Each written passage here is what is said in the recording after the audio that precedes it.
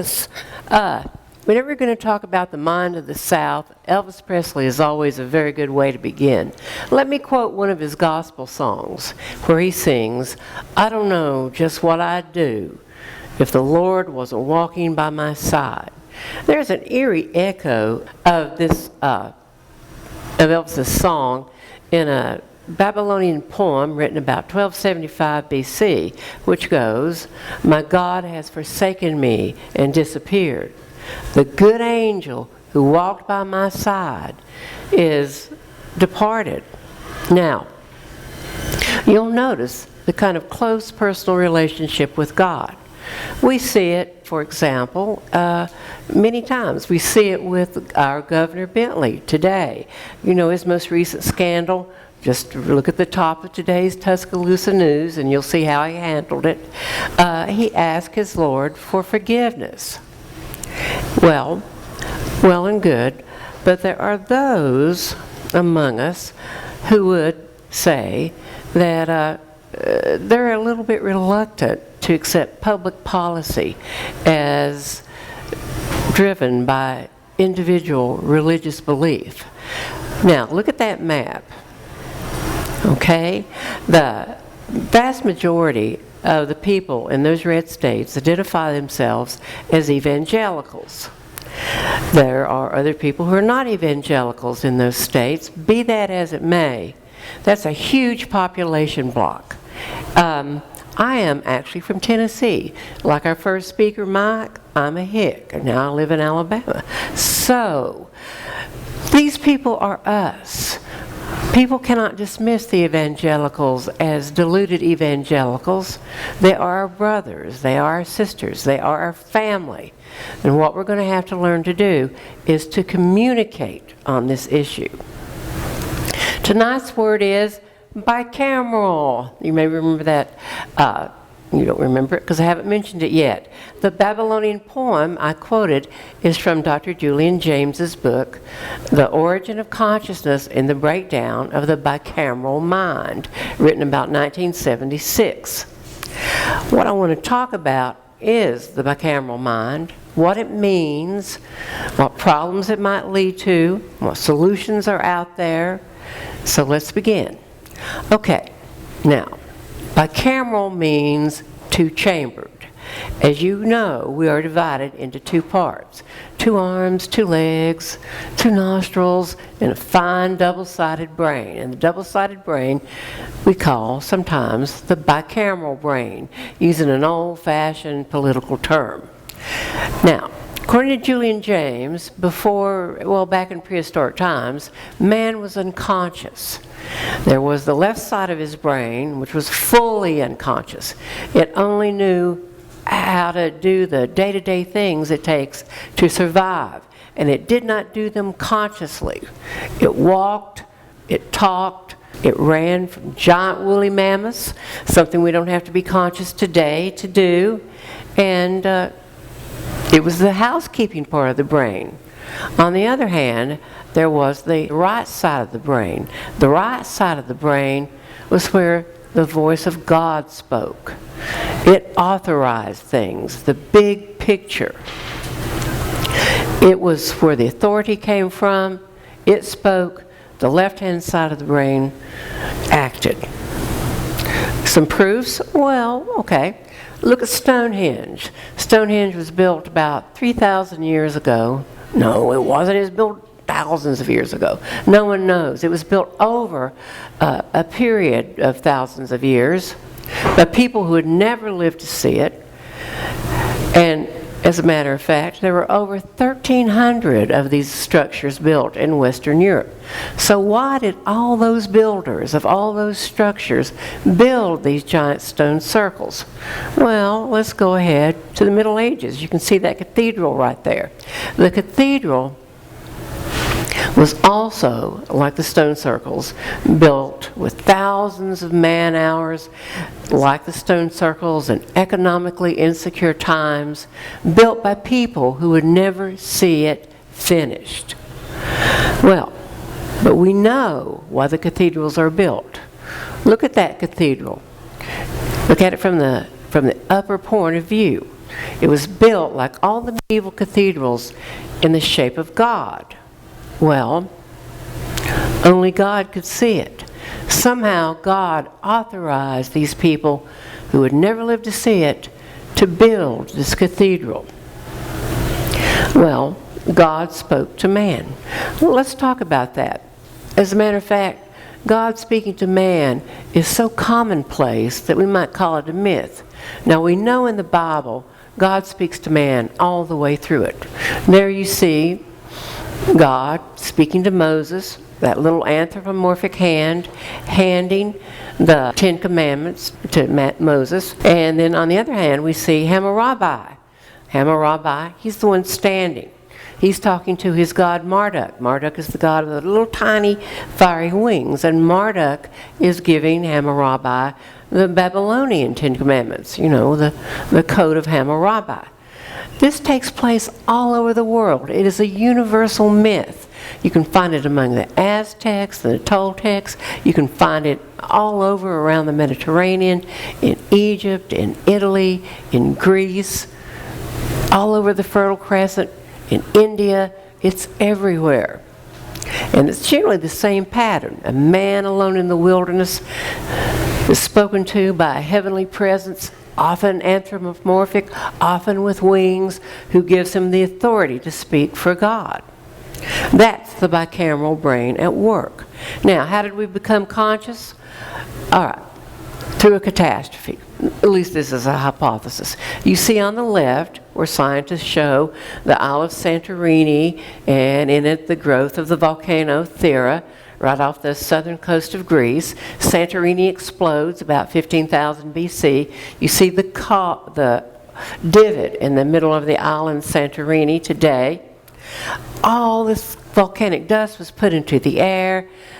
Vast tracts of land uninhabitable, famine everywhere, huge hordes of individuals crossing across the lands. Now here you are bicameral man. You've got the right side of your brain issuing authority, and you have the left side of your brain surviving day to day. Well, what happens? You are faced now, after the volcano, by thousands of hungry refugees who do not speak your language, who do not share your God. Hundreds of new gods are being introduced into this area. So, what happens is your God, in the noise of all the other gods, begins to wane a lot. Remember, this is your personal God. Okay? Your personal God begins to wane, and the left-hand side of the brain, the housekeeping side of the brain that solves problems, becomes the dominant brain. You become problem solving, you become your own authority, you become conscious. Now, I know that we are all familiar with the whole paradigm of the left side, right side of the brain. You know that most of us are today left-brained, okay? The problem-solving brain is taken over. The right side of the brain is the little kind of mystic part of the brain. And you can see the survival of the bicameral brain in this diagram. Well, it is thought that there are little resurgences of the bicameral brain when the right brain begins to speak again. Sometimes this is diagnosed as schizophrenia, paranoia, Tourette's syndrome, obsessive-compulsive disorder. It's where these voices start to speak again. Now, I do not mean to sound unreligious. I am religious. I have faith. I'm a Catholic. And as you know, we Catholics have many saints who see heavenly visions, hear heavenly voices all the time. One of my favorite saints, the woman I think is the cutest saint, St. Joan of Arc. You know her story. She heard God, she acted upon it, and she got burned at the stake. Okay, now 26 years later, the Catholic Church walked this back, and she became a saint eventually. It probably doesn't surprise you to know that many Catholics today still hear heavenly voices, still see apparitions, heavenly apparitions. But I'm going to tell you one thing. Those people will never, ever become saints. The Catholic Church has set up rigid guidelines for looking at these situations as genuine religious experiences. These would-be visionaries are gently directed to seek help from mental health care providers. Well, now I have my bicameral moments. I'm the first to admit it. I love Christmas. See the angelic figures speaking to Mary. See the angels talking to the shepherds in the field. See the angel leading Joseph into Egypt. I love Christmas. It's the most bicameral time of the year. It's just wonderful. I pray. I also check my horoscope daily. And I'm a Libra. I don't know if you can tell. Yes, it's a bicameral. I share with all these people this desire for an infallible single power to authorize me. But I'm not sure it's there. And I think that waiting for that one infallible voice to tell you what to do, as we often do here in the South, leads to a number of things. The South is well known for being the laziest part of America. But I don't know if it's laziness. I think waiting for an outside, or actually an inside authority inside your brain before you act leads to paralysis, not laziness. The South is well known for its tentative attitude towards new scientific ideas and breaking of traditions. Books are banned in the South. Evolution hasn't been taught in the South, or has been forbidden to be taught in the South. Not so much anymore. And of course you'll notice the rest of the country is kind of beginning an anti-evolutionary trend. And hell. What is more paralyzing than the fear that if you go outside of your narrow biblical authority, you'll go to hell? That paralysis is understandable. Well, now, I have spent 40 years wandering in the desert. I have spent 40 years teaching in West Alabama, and I'd like to teach one more time tonight. What I would like to teach you is, taken from the Bible, the great parable of the 3 servants and the 8 talents. I know you know that, Jesus' parable. What happens is the one wicked servant buries his talent, and that's that. The 2 other servants who double their investment, they're the well done, thou good and faithful servant. They are dynamic, using the parlance of the day, go-getters, paradigm shifters. They take their challenges and they double them. They are a success story. They are dynamic. And, dynamism has its opposite, and that is stasis.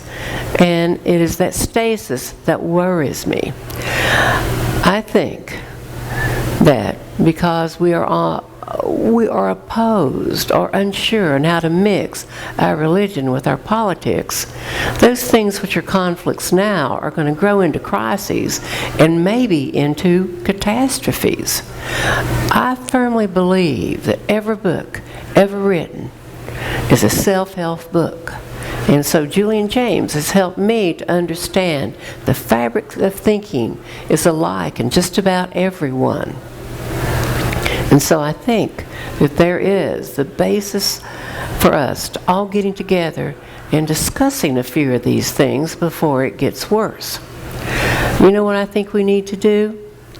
I think we need to talk. And I think we need to talk about those most forbidden of topics, religion and politics, while we still have the chance. So, let's talk. Thank you. Thank you very much.